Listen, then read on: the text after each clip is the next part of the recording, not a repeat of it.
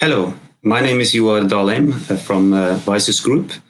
My presentation is about the DQRA, dynamic and digital QRA.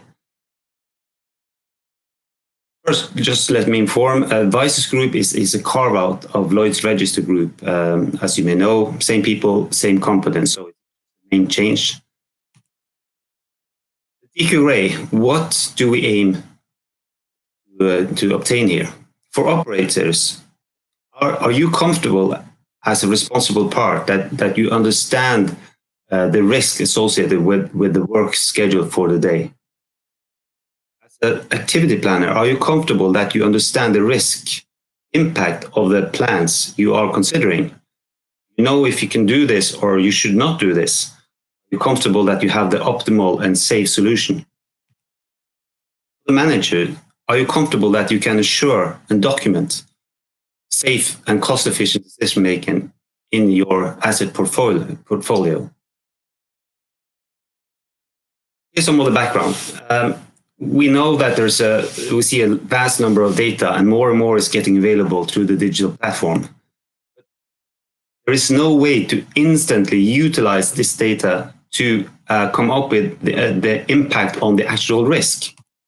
So this new methodology has enabled such a functionality to present the live risk based on available data for the digital twin. What you will obtain is you will utilize the opportunities from digital transformation. You will avoid situations that could potentially stop production.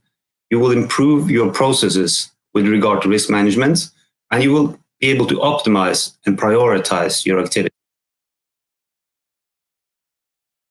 Outline the DQRA. We know QRAs are normally used mostly for the design phase. And I've added a dotted line here to the barrier management, because barrier management is what we normally use for risk management during the operational phase. I would argue that currently there is pretty much decoupled barrier management from the QRA. This is what we want to improve, because the risk that you are exposed to is not only depending on the barriers, it's also depending on the activity levels, the manning level, the amount of hot work, filling activities and other activities levels, work orders and such. In addition, it's depending on the technical status, like corrosion, and it's depending on other factors like the weather. And it could be like the organizational element, the human factor element. That part is not being included yet, but that can also be included in this system. All these together will convert this information to some kind of common currency of risk that will allow the user to have a new level of insight in what is the risk associated with the status and activity. When it comes to CapEx, this gives an ability to better know what is needed and what is not needed to operate your plant safely and with a minimum of costs. RiskX, it also gives you an ability to know what is safe and to demonstrate that you have safe decision making. So the DQRA layout, it's a core which is similar for all software and all users.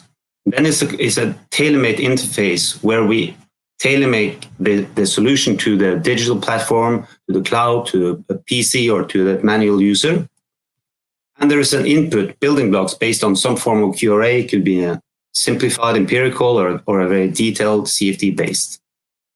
So that's when you get the instant risk results. So here's an example. In the static QRA per year, you will get a curve similar like this for some risk value. But for any given day, this is an example. This is just from the effect of wind. This is the risk for today's wind. And then you can plot this as a heat map. Red means higher risk than normal. Blue means lower risk than normal. And now you know exactly what's going on right now, just from a one-factor wind. When the wind changes, the risk changes. If you add, say, hot work, like this, risk changes. If you have some corrosion, that will be added as well. Here's another example. When the wind is very low, it's actually higher risk all over the assets. It can also be used for the emergency preparedness. if you have a gas leak, you will immediately know where the potential hazardous zone could be. Given the wind, you don't know the direction of the leak, you don't know the size of the leak, but the probability can be displayed to the operator and then help out during the emergency response.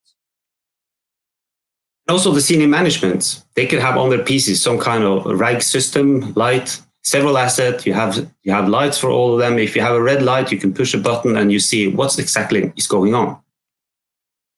We demonstrated this on a visual mock-up just to see the functionality.